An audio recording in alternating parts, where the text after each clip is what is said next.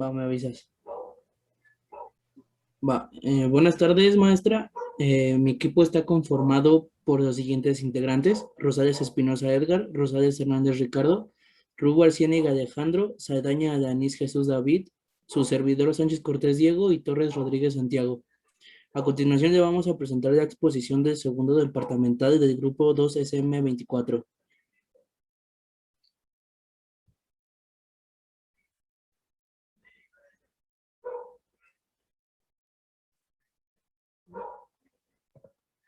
Concepto de comunicación escrita. La comunicación escrita es un medio que permite expresar ideas, opiniones o información a través de una computadora o un pedazo de papel. Es de suma importancia en la vida del ser humano. Este método de comunicación escrita está basado en un emisor que se encarga de emitir textos informativos, investigativos o de análisis periódicos. El objetivo es transmitir los mensajes a un receptor. ¿Qué son las reglas gramaticales? Las reglas gramaticales, en líneas generales, son el conjunto de normas que utiliza cualquier idioma para marcar la pauta a seguir para que el mensaje se emita y sea entendido por el receptor.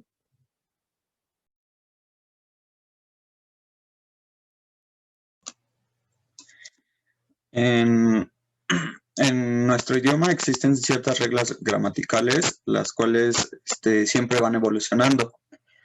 En estas existen 101 reglas gramaticales que nos van a ayudar en la forma de hablar, escribir y entre otras cosas. Con el paso del tiempo hemos añadido nuevas reglas que nos ayudan a hablar con una mejor lengua. Recientemente se agregaron 10 nuevas reglas que son las siguientes.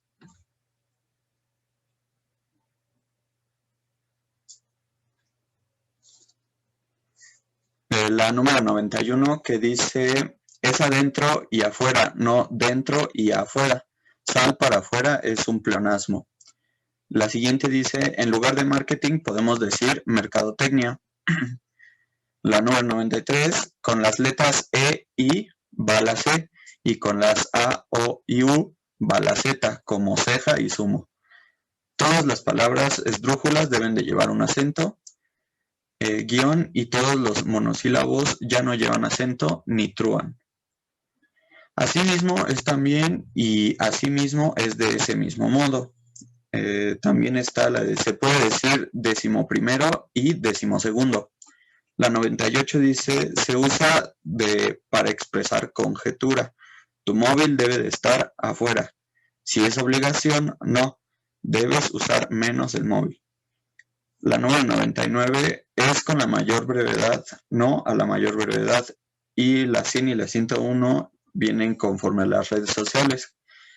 La 100 dice, la internet está aceptado ya por la Real Academia Española y retweet, retuitear y tuitero están aceptados por la Real Academia Española.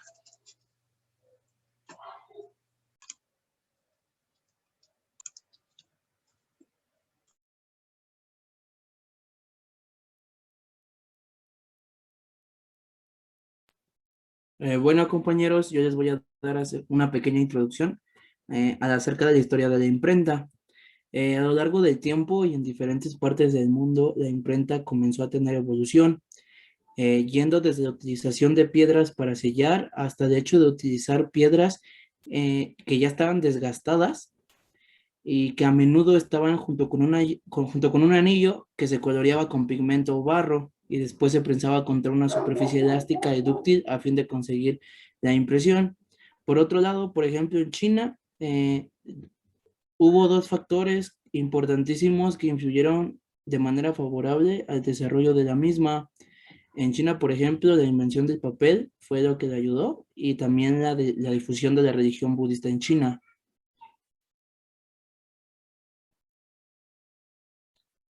En Oriente, por ejemplo, las impresiones se conseguían sencillamente oprimiendo el papel con un trozo de madera contra el bloque entintado. Y bueno, los fundamentos de la imprenta ya habían sido utilizados por los artesanos textiles europeos para estampar los tejidos, al menos un siglo antes de que se inventase la impresión sobre papel. El arte de la fabricación de papel llegó a Occidente durante el siglo XXI, se extendió por toda Europa durante los siglos XIII y XIV, y hacia mediados del siglo XV ya existía papel en grandes cantidades. Ya es todo, bro.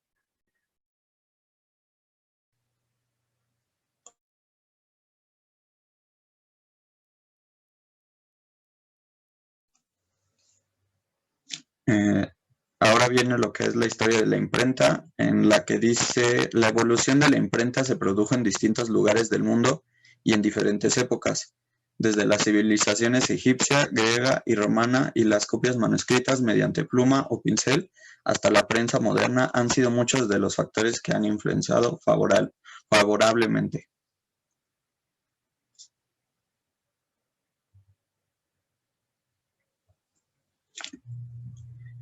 En China, gracias a la difusión de la religión budista y a la necesidad de confeccionar copias de las oraciones, esta evolución tuvo una gran influencia. También lo fue la búsqueda de materiales de escritura más adecuados, ya que el papiro y el pergamino resultaban demasiado frágiles y finos. La llegada de los caracteres móviles favoreció el desarrollo de distintas técnicas de grabado, entre ellas el aguafuerte y el grabado al humo, con planchas de cobre, al igual que la guatina, que permite simular el efecto de la pintura a la acuarela.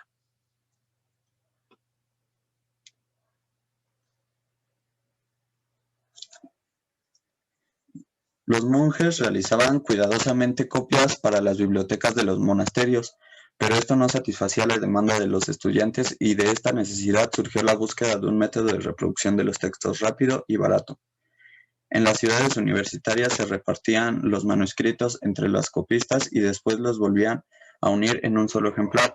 Esto terminó convirtiéndose en un auténtico negocio de librería. Entre 1436 y 1450 se sabe con seguridad que Gutenberg, inventor de la imprenta, construyó un aparato que permitía fundir las letras metálicas satisfactoriamente, y sería en 1455 cuando inauguraría la industria editorial con la Biblia de Gutenberg.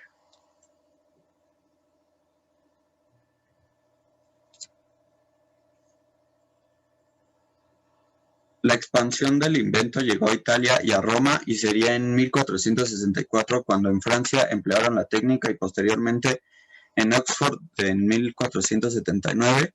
La primera obra impresa en España se escribió en Valencia y data de 1470.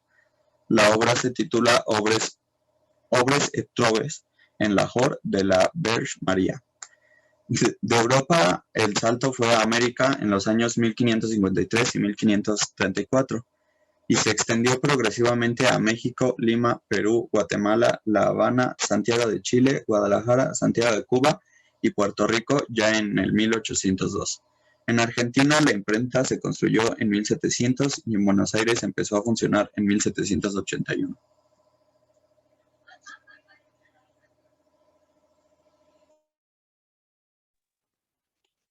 Bueno, ahora yo les voy a explicar las características de la comunicación escrita, principalmente iniciando por qué es la comunicación escrita. Y bueno, nosotros comprendemos como comunicación escrita que es el registro que puede hacer una persona que habla lo que previamente ha ideado en palabras y luego los plasma en un papel, en un teclado, en algo que lo hace llegar a un receptor o predeterminados receptores.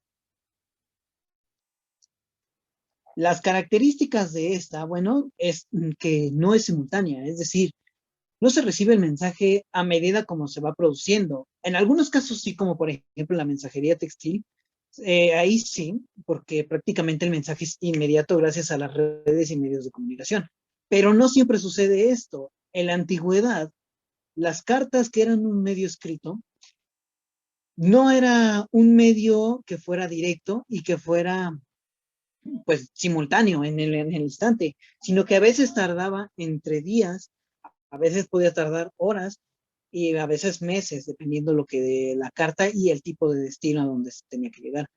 También en un chat es muy acotada la brecha del diario impreso, es decir, pues en un chat encontramos simultaneidad entre los participantes, ya sea de uno con uno o de varios integrantes, se encuentra esa simultaneidad. También tenemos que permanece en el tiempo. A diferencia de un mensaje oral, el escrito logra perpetuarse a las palabras y no, literalmente, las palabras no se las lleva el viento. En este tipo de mensajes, aquí el tiempo puede quedarse desde un año hasta el tiempo que sea necesario, siempre y cuando el mensaje no se borre.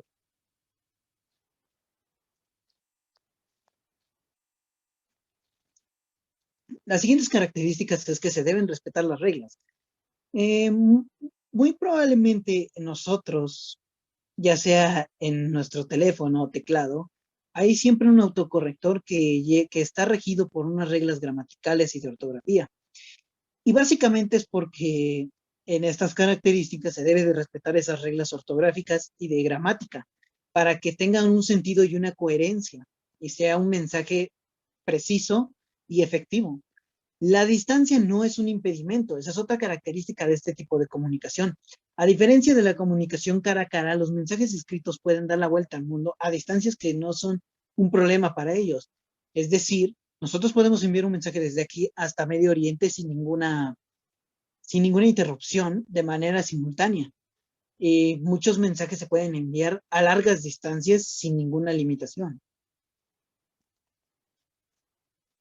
Por última característica, tenemos que los mensajes son planificados, es decir, el emisor debe planificar por más mínimas que sean la comunicación, de que de alguna manera formulará el contenido para que tenga una cohesión y coherencia. Es decir, antes de hacer un mensaje escrito, ya se tiene una predeterminada oración o algo que se quiera describir o expresar.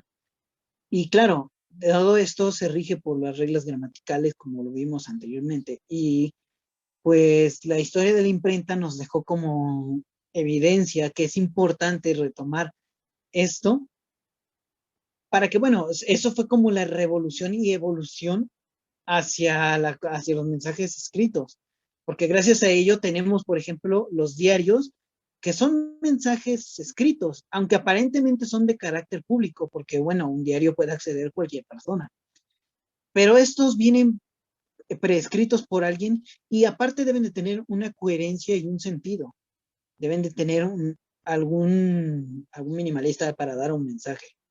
Básicamente a esto se refiere que los mensajes son planificados. Y bueno, con esto concluiríamos nuestra exposición, mi equipo y yo. Y pues muchas gracias a todos.